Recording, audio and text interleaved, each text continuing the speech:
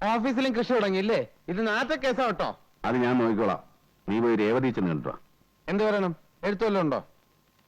ഞായറാഴ്ച ഒരു ഔട്ടിങ്ങിന് പോരാൻ പറ്റുമെന്ന് ചോദിച്ചു. 5 മണിക്ക് മുമ്പ് ഹോസ്റ്റലിൽ കൊണ്ടുവിടാം. കോളേജിൽ പോകണോ ഹോസ്റ്റലിൽ പോകണോ? ലഞ്ച് ടൈമിന് ഹോസ്റ്റലിൽ പോയാൽ മതി.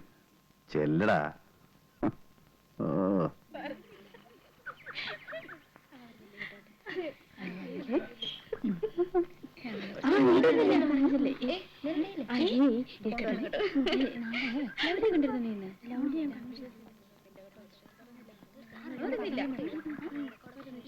പെങ്ങളെ രേവതി എന്ന കുട്ടി കോളേജിൽ പോയോ? മുറിയിലുണ്ടല്ലോ.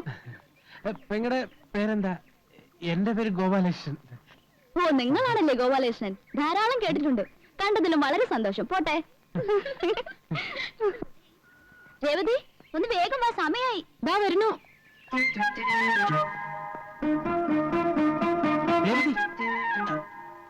ഞാനാ ഗോപാലകൃഷ്ണൻ.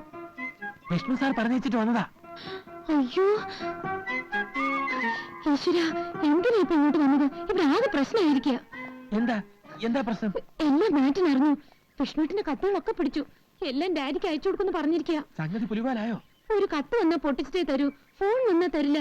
കാണാൻ ആള് വന്നാ അനുവദിക്കില്ല. കത്തിൽ പേര് വെക്കായിരുന്നു നന്നായി. കുറെ ചോദിച്ചെങ്കിലും വിഷ്ണുവിന്റെ പേര് ഞാൻ പറഞ്ഞില്ല. ഡാഡി അറിഞ്ഞ എന്നെ കൊന്നു കളയും. അതിപ്പോ ഞാൻ സാറിനോട്. രേവതി, ആരാ? ഞാനറിയില്ല. മാറ്റൻ ഇവിടെ ഉണ്ടോന്ന് ചോദിക്കായിരുന്നു. അയ്യോ, ഞാനോ? അതെ, ഇതാണ് മാറ്റൻ. നിങ്ങൾക്കല്ലേ മാറ്റിനോട് എന്തോ സംസാരിക്കാനുണ്ടെന്ന് പറഞ്ഞത്? പാടിപ്പോ. നിങ്ങളാരാ? ഞാൻ ഗോപാലകൃഷ്ണൻ. എന്റെ പേര്. എന്ത് വേണം? അത് പിന്നെ സാറ് കുട്ടി ഇവിടെ വേക്കൻസി ഉണ്ടോ? എനിക്കൊരു സീറ്റ് വേണമായിരുന്നു. നിങ്ങൾക്കോ? അതെ. എന്റെ പെങ്ങളുണ്ട്, കോളേജ് പഠിച്ചോണ്ടിരിക്കുക, ഒറ്റയ്ക്ക്. എന്താ പേര്? ഗോപാലകൃഷ്ണൻ. നിങ്ങളുടെ പേരല്ല, നിങ്ങളുടെ പെങ്ങളുടെ പേര്. മേരി. മേരിയോ? മേഴ്സി. മിസ്റ്റർ, നിങ്ങൾ എന്ത് ഉദ്ദേശത്തിലാണ് ഇവിടെ വന്നത്? താൻ സത്യം പറഞ്ഞോ, അല്ലെങ്കിൽ തന്നെ പിടിച്ച് ഞാൻ പോലീസിൽ ഏൽപ്പിക്കും. അല്ല സിസ്റ്റർ, സത്യമായിട്ട് ഞാൻ ഇവിടെ. വാച്ച്മാൻ!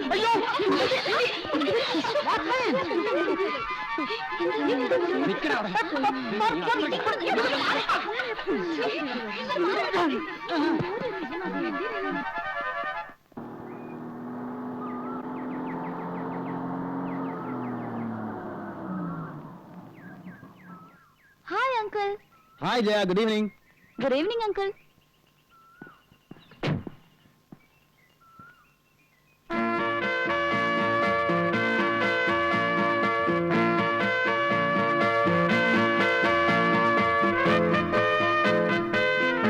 പെൺകുട്ടികളുടെ വളർച്ച ദിവസം തോറുമാണെന്ന് കേട്ടിട്ടുണ്ട്. പക്ഷെ നിന്റെ വളർച്ച നിമിഷം തോറുക. ഓരോ നിമിഷം കഴിയും തോറും നീ കൂടുതൽ സുന്ദരിയായിട്ട് വരിക. എന്താ ഇതിന്റെ രഹസ്യം? ഈ അങ്കിൾ എപ്പോഴും എന്നെ കളിയാക്കും. അയ്യോ അല്ല, മേനകയെ കണ്ടപ്പോ വിശ്വാമിത്രന്റെ തപസ്സിളകി എന്ന് പറയുന്ന കഥ കള്ളക്കഥയൊന്നും അല്ല. അല്ലെങ്കിൽ വല്ല കല്ലോ മരമൊക്കെ ആയിരിക്കണം.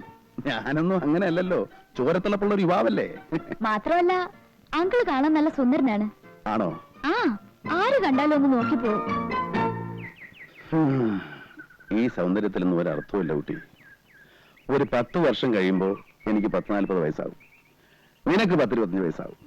എന്ന് വെച്ചാൽ ജീവിതത്തിലെ സുവർണ കാലം നമ്മളെ വിട്ടു പോകുന്നു എന്നർത്ഥം. അത് വെറുതെ പാഴാക്കി കളയണോ? ഞാൻ പാഴാക്കില്ല. അപ്പൊ പിന്നെ എന്നെ ഒറ്റപ്പെടുത്താണോ? ഇല്ല, അങ്കിളും കൂട്ടാം. പോട്ടെ അങ്കിൾ. അങ്ങനെ അങ്ങ് പോയാലോ? ജയ ഇതുവരെ എന്റെ വീട്ടിൽ വന്നിട്ടില്ലോ. വന്നാ ഒരു കാപ്പിയെ കുടിച്ചിട്ട് പോവാം. ഇന്നില്ല, ഇനി ഒരിക്കൽ വരാം. മതി, ധൃതിയില്ല. ഞാൻ ജയക്കൊരു സമ്മാനം തരുന്നുണ്ട്. എന്താ? ഒരു പച്ച മരതക കല്ല് വെച്ച സ്വർണ്ണ നെക്ലസ്. അയ്യോ, വീട്ടിലറിഞ്ഞ എന്നെ കൊന്നു കുഴിച്ചു മൂടും. അതിന് വീട്ടിൽ അറിയണ്ടെന്നേ. അല്ലെങ്കിൽ റോൾഡ് ഗോൾഡാന്ന് പറഞ്ഞാ മതി. എന്താ? ശരി. സാറേ, ഞാൻ പോട്ടെ അങ്കിൾ. ആ സാറേ. എടാ, എന്താടാ, എന്ത് പറ്റി?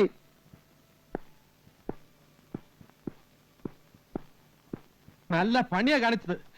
എന്നെ ചെകുത്താന്റെ മുന്നിൽ പറഞ്ഞു വിട്ടിട്ട് സാറ് ഇവിടെ വന്നു സൊള്ള. ഞാൻ 3-3:30 മണി വരെ ഓഫീസിൽ കാത്തിരുന്നു. നീ എവിടെ പോയി കിടക്കായിരുന്നു? തടി കേടാവാതെ രക്ഷപ്പെട്ട എന്റെ അമ്മയുടെ ഭാഗ്യം. ഇല്ലെങ്കിൽ ആ പോലീസുകാരൻ നെഞ്ചത്തുകാരൻ ഇറങ്ങിയേനെ. എല്ലാം കുളമാക്കിയോ? കുളമാക്കിയതല്ല, ആയിപ്പോയി.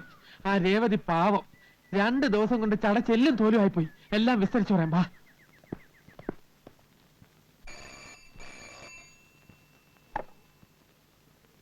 Yes, women's hostel. മേറ്റിനാണ് സംസാരിക്കുന്നത്. നിങ്ങൾ ആരാണ്? രേവതിയുടെ ഫാദറാണ് ഗംഗാധരൻ നായർ. കൊച്ചിയിൽ നിന്ന് STD ആണ്. രേവതിയെ വിളിക്കണോ? വേണമെന്നില്ല. ഇപ്പൊ സ്റ്റഡി ടൈം അല്ലേ, അവള് പഠിക്കട്ടെ. ഞാൻ അവളുടെ കാര്യങ്ങൾ അറിയാൻ വേണ്ടി വിളിച്ചതാണ്. അവളെ നാട്ടിൽ പഠിക്കുന്നുണ്ടോ? പഠിക്കാൻ മോശമില്ല, പക്ഷെ ഈയിടെയായിട്ട് ചില അഫയേഴ്സ് ഒക്കെ ഉള്ളതായിട്ട് അറിഞ്ഞു. കുടുംബത്തിന് ചീത്തപ്പേരുണ്ടാക്കി വെച്ചോ? കൊല്ലും ഞാൻ അവളെ. ഞാൻ ഇപ്പൊ തന്നെ പുറപ്പെട്ട് വരണോ? വേണ്ട, ഞാൻ വളരെ സ്ട്രിക്റ്റ് ആയിട്ട് പറഞ്ഞിട്ടുണ്ട്. കുറെ കത്തുകൾ ഞാൻ പിടിച്ചു വെച്ചിട്ടുണ്ട്, അത് ഞാൻ നിങ്ങൾക്ക് അയച്ചു തരാം. വേണ്ട, എനിക്കൊന്നും കാണണ്ട. കണ്ടാൽ ആ ദേഷ്യത്തിന് ഞാൻ അവളെ രണ്ട് കഷണമാക്കും. അവളുടെ പഠിപ്പ് ഞാൻ അവസാനിപ്പിക്കും. അതൊക്കെ സിസ്റ്റർ തന്നെ എടുത്ത് നശിപ്പിച്ചേക്ക്. പിന്നെ വരുന്ന കത്തുകളൊക്കെ സെൻസർ ചെയ്തിട്ട് കൊടുത്താൽ മതി. ശരി. വിസിറ്റേഴ്സിന് ആരെയും അനുവദിക്കണ്ട. എന്തെങ്കിലും ആവശ്യം വന്നാൽ എന്റെ ഒരു കസിനുണ്ട്, അയാളെ അറിയിച്ചാൽ മതി.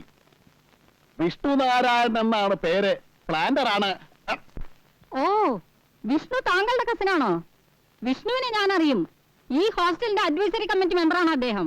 ഓഹോ, എങ്കിൽ സിസ്റ്റർ ഒരു ഉപകാരം ചെയ്യണം. ഇപ്പോൾ തന്നെ വിഷ്ണുവിനെ വിളിച്ചൊന്ന് പറയണം, അവളെ ഒന്ന് ഉപദേശിക്കാൻ. പുറത്തു വിടണമെങ്കിൽ വിഷ്ണുവിന്റെ ഒപ്പം വിട്ടാൽ മതി. ഓക്കെ, STD ആണ്, നിർത്തട്ടെ.